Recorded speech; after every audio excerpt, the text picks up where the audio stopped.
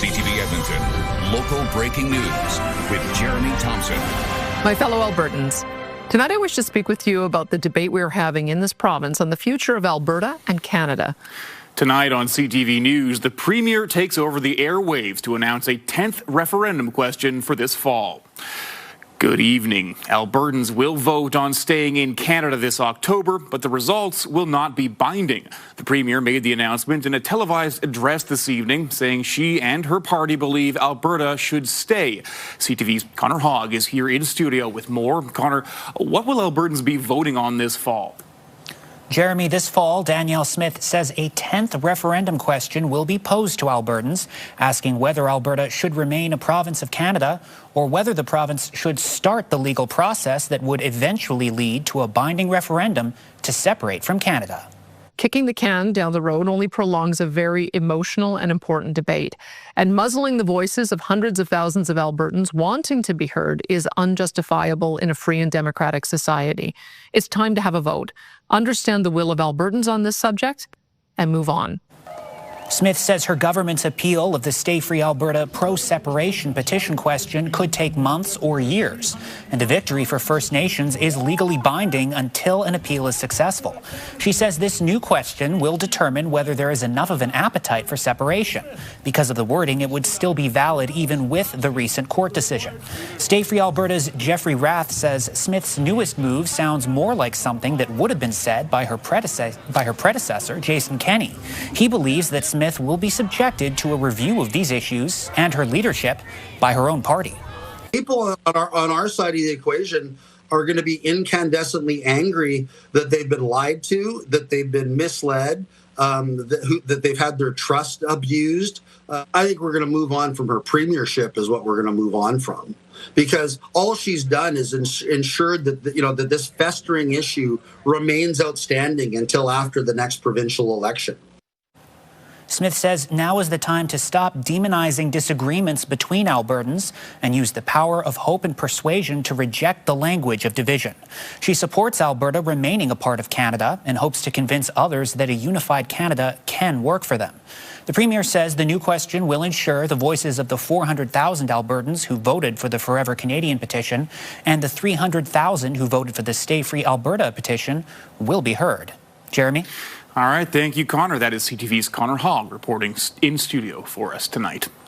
Well, the man behind the Forever Canadian petition says by adding a separation question to the fall referendum, the Premier is setting Albertans up for a lengthy, damaging, and confusing process. First, we're going to hold a referendum if we want to have a referendum, and then if we decide to have a referendum, then we will have to hold another referendum. And if that doesn't confuse anybody, I don't blame you.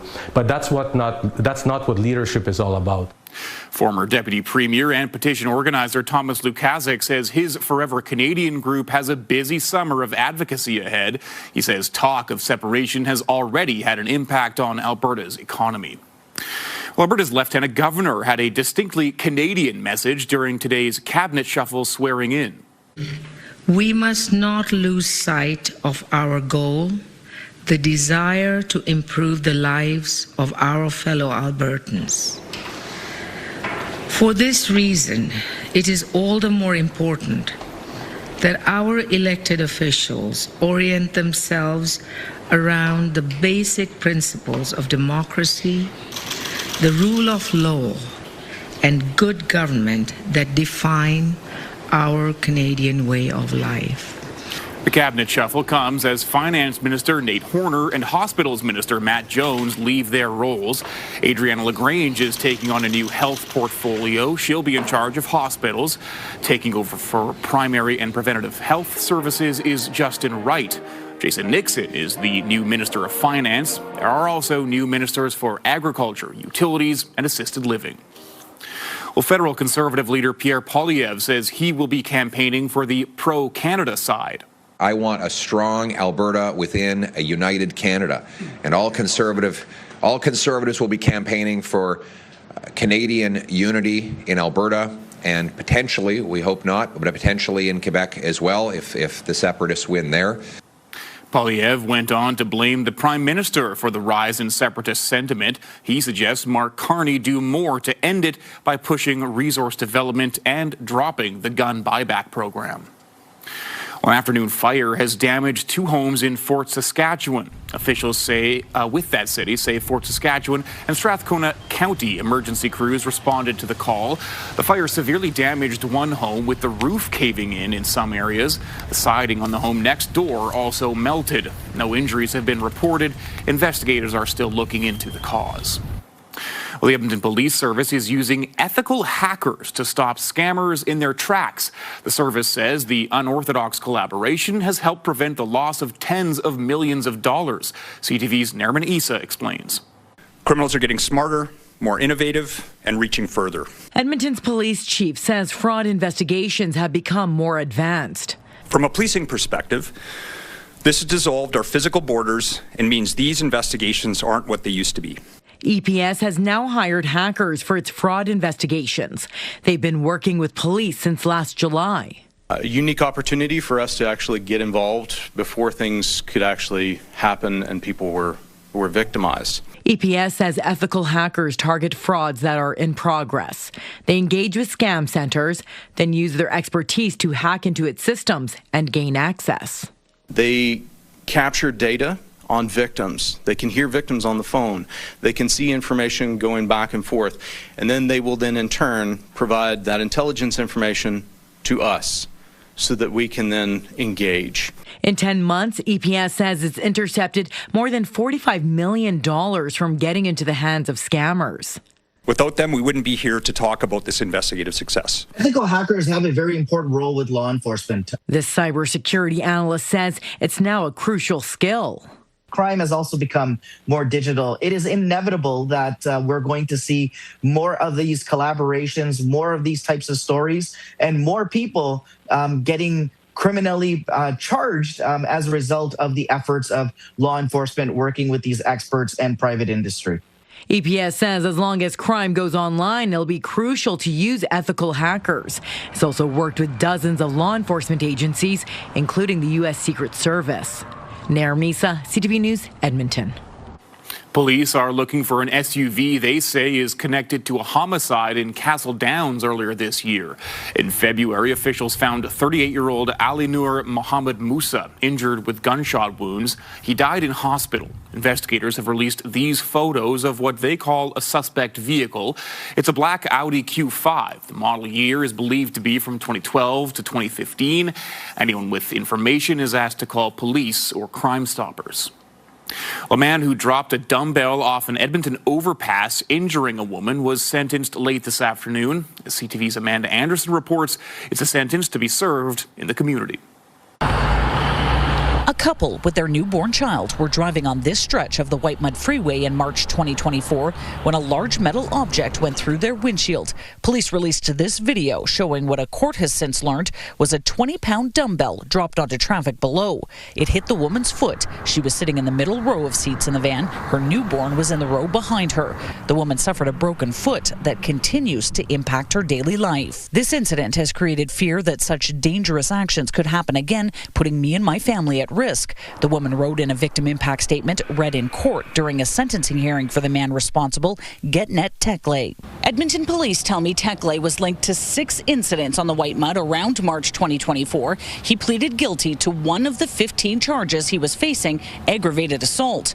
The other charges were withdrawn. In an agreed statement of facts, the court heard Tekle was suffering from significant and untreated mental health issues at the time. He spent about 8 months in custody after his arrest. Tekle has since been diagnosed with a mental illness and has been taking medication and participating in treatment. Given the offender's compliance with treatment and diligence seeking help, we do not believe he poses a threat to public safety if he serves his sentence in the community, the Crown told the court. The justice accepted a joint submission by the Crown and defense. Tekle was given an 18-month conditional sentence with numerous conditions, followed by 2 years probation. Amanda Anderson, CTV News, Edmonton.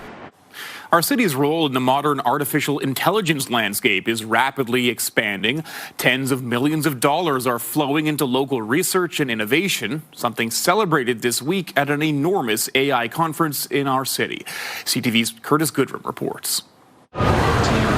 There is an air of excitement at the Edmonton Convention Centre. Thousands here learning about Canada's and Edmonton's place in a quickly changing artificial intelligence landscape. We've been leading for a while, and so that means we're pioneering spaces and ideas that other people aren't even looking at yet. Tens of millions of dollars have been given to local researchers to fund their work and hire more of them. They're now part of a national organization sharing AI innovation across Canada. It's literally just wild to be a researcher in a field that went from literally you don't even talk about it in tech to it's now in everyone's lives. Ife Adabara is in Edmonton thanks to another new funding pot worth $30 million. It's being used by the U of A and AI Research Institute, AMI, to attract high-level AI researchers. She says Edmonton is on the cutting edge of a wide variety of fields. One of the things that stand out with Canada is the collaborative, organizations like CIFA, for example, that is bringing together our researchers. AI will change how we deliver healthcare, change how we deliver service, change how agriculture, mining, everything's done. Artificial Intelligence Minister Evan Solomon says the U of A is at the forefront of development. You're seeing it on the research side, you're seeing it on the industry side, you're seeing governments coming here looking for Canadian companies to build and to buy from. It's a realization of a potential it's been building for more than 20 years, and it's going to keep growing for sure. White says Alberta has the tools to become a leading hub for AI and technology over the next 5 years. Curtis Gudrum, CTV News, Edmonton. An AI data center proposed for our province by Canadian business mogul Kevin O'Leary was scrutinized at a virtual town hall this evening. This AI-generated promotional video shows a concept of what the data center campus could look like. It would be built about 50 kilometers south of Grand Prairie in 3 phases. The first phase would be about 10 square kilometers in size and cost $12 billion.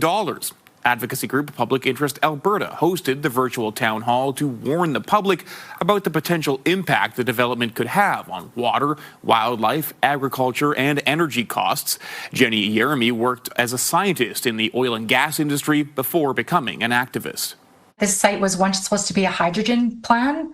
This was actually a part of the UCP platform, but it died off because the water usage made the projects impossible. So again, I think we're outside of the realm of what is possible. The area also declared agricultural disaster last year. The event also featured a presentation by a member of Maine's House of Representatives who is working to regulate artificial intelligence infrastructure in her state.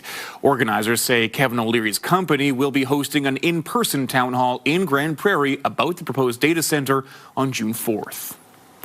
A new electricity substation is coming to Edmonton's north side. The city says expanding the grid's capacity is a growing need as our population increases.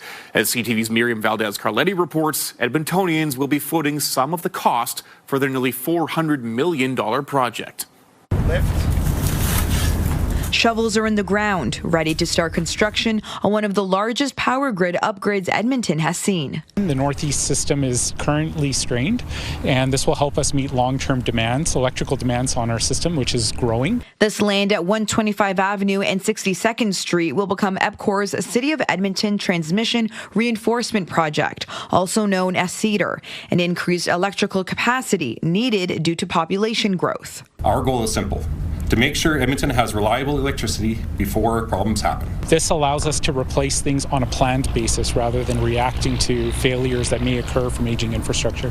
The project will cost nearly $400 million. EPCOR is paying for the bulk, with the rest coming from the Alberta Electric System Operator's service charge. Edmontonians will see that fee increase by about 25 cents on their electricity bills until the around $5 million required is recovered. The substation will include 9 kilometers of transmission lines, both above and underground. These lines help move electricity around the city more easily, especially when demand is high. The Edmonton Chamber of Commerce says having predictable fuel and secure energy is a green light for businesses nearby. An economic driver, water and wastewater and electricity are probably the very cornerstones of what makes businesses and industries make decisions about where they're going to locate. Alberta's electric system operator has forecasted electricity demand in the city's northeast could exceed the current system's capacity as early as next year. The city says while the system is strained, it doesn't believe it will fail before the project comes online. This project is addressing a system where there's need for upgrades in infrastructure. It's not in reaction to a grid alert. Construction begins this summer and is scheduled to be completed by 2029. Miriam Valdez-Carletti, CTV News, Edmonton. LRT construction on 111th Street will soon shut down an access point to the Twin Brooks neighborhood. The city says starting Sunday, 12th Avenue will fully close to traffic. Crews working on the Capital Line South extension will be doing extensive construction work on utilities, drainage, roads, and tracks. Drivers should use 9th Avenue to access Twin Brooks. The city says it's making changes to improve traffic flow on that road during the closure. 12th Avenue is expected to be closed until early August. 9th Avenue will then go through the same process. When we come back, it's the end of an era in late-night television. Stephen Colbert is signing off for the last time, ending The Late Show after more than 3 decades. He took politics and made it part of the everyday conversation in a way that was satirical. Good evening, folks. Nice warm day today. Got up to 20 degrees here in Edmonton, and we should be in the 20s for daytime highs for each of the next 5 to 7 days, maybe even right through to the end of the month. Full look at that in just a few minutes. Programming brought to you by James H. Brown Injury Lawyers, the heavy hitters of injury law.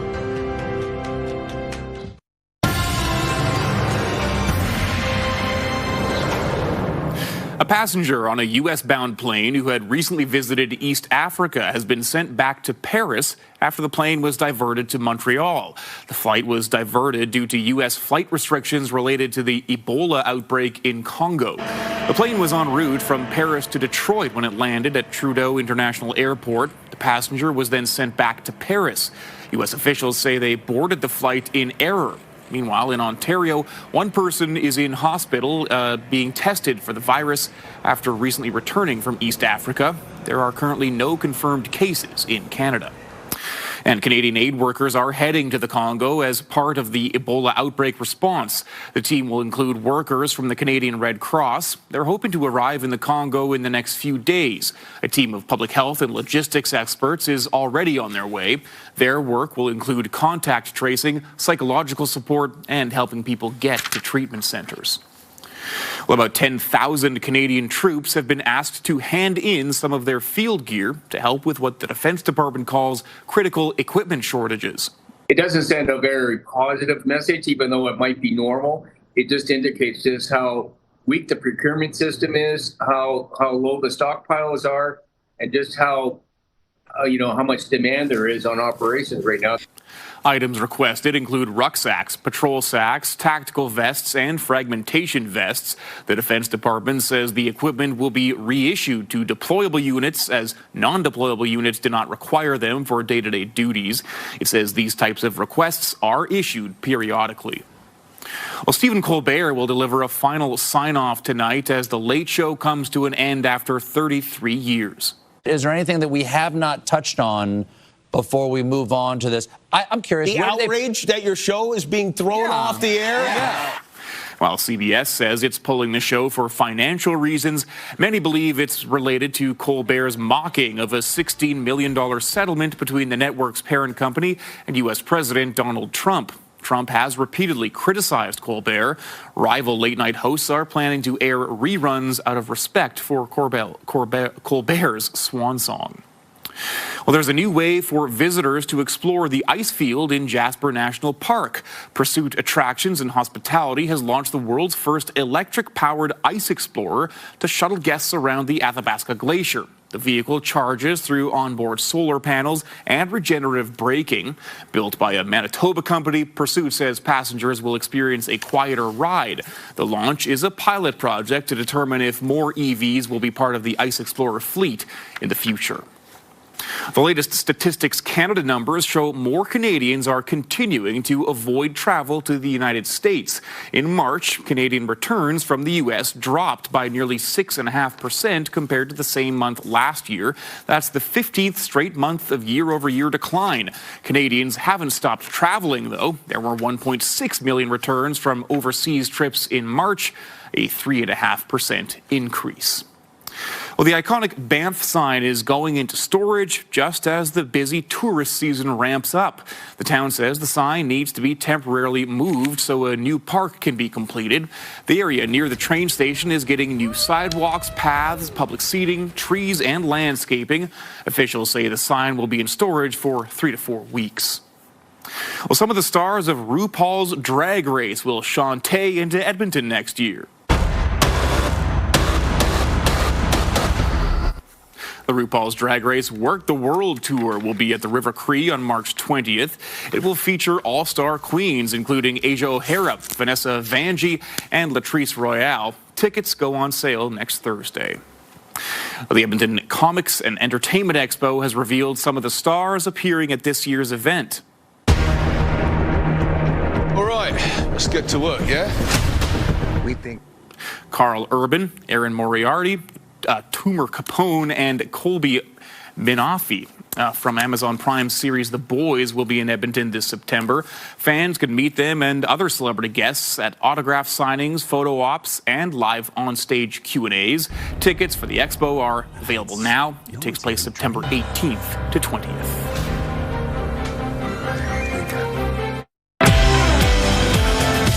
Friday in your morning, how a federal plan to double Canada's energy grid could benefit Alberta if the province is ready, and what this investment could do for Alberta's relationship with Ottawa.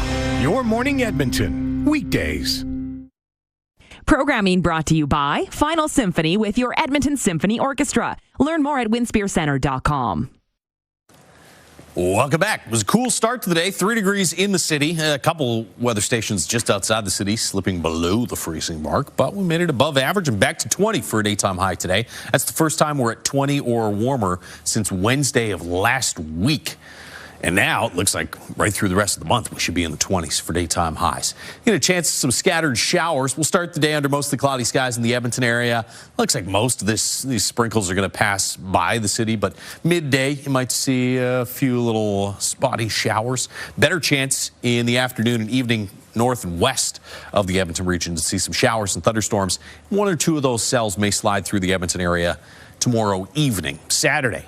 Again, it's the evening hours that have the best chance of seeing some precipitation. Sunshine in the morning, partly cloudy in the afternoon. Nice kick of some warm air coming in out of the south out ahead of this low pressure system. This will be the warmest day. Saturday will be the warmest day that we see for a while. 25 for a daytime high. There's your thunderstorms, though. Saturday afternoon in the northwest and Saturday evening in the northeast. And maybe an evening thunderstorm in the Edmonton area. Around 10 degrees tomorrow morning here in the city. A lot milder than it was this morning. 10 for Fort McMurray, 4 in Red Deer, Grand Prairie, and Lloydminster. Wake up to morning lows around 9 degrees. You're back to about 22, though, in Grand Prairie. 20, 21-ish for Fort McMurray. Chance of some scattered showers and thunderstorms. 21 for Red Deer as well as Lloydminster, and 18 into Jasper tomorrow. We'll get to about 21. 2 chances for showers. There's a slight risk midday, a little better chance late in the afternoon or the evening. Saturday looks beautiful all day, and then in the evening you might see a thunderstorm. 25 on Saturday. We're back to 20 with some extra cloud cover Sunday and a chance of some scattered showers, especially late in the afternoon. Tuesday, Wednesday, Friday of next week all have a chance of showers. Although there's no system that's going to come through with heavy, steady rain. It's just sort of a chance of hit and miss precipitation for each of the next few days. That is your forecast. The Edmonton Valley Zoo will introduce 3 new Arctic wolf pups to the public tomorrow. The zoo says they were born this spring to parents Aspen and Tundra. Meanwhile, in Calgary, 2 grizzly bear brothers are exploring their outdoor habitat for the first time. Turner and Fitz arrived at the zoo last fall after being orphaned in the wild. They spent the winter behind the scenes getting to know their animal care team. Now they're exploring their outdoor habitat in the zoo's Wild Canada section. Staff at the zoo say the playful cubs are doing phenomenally.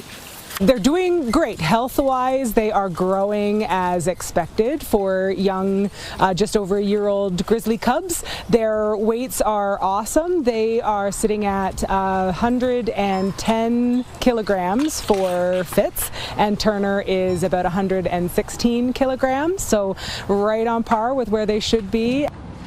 The cubs were discovered alone after their mother was killed by a person near Diamond Valley. They're now just over 1 year old. There is no plan at the moment to move the bears anywhere else. And that does it for this edition of CTV News. Thank you so much for joining us. Have a good night.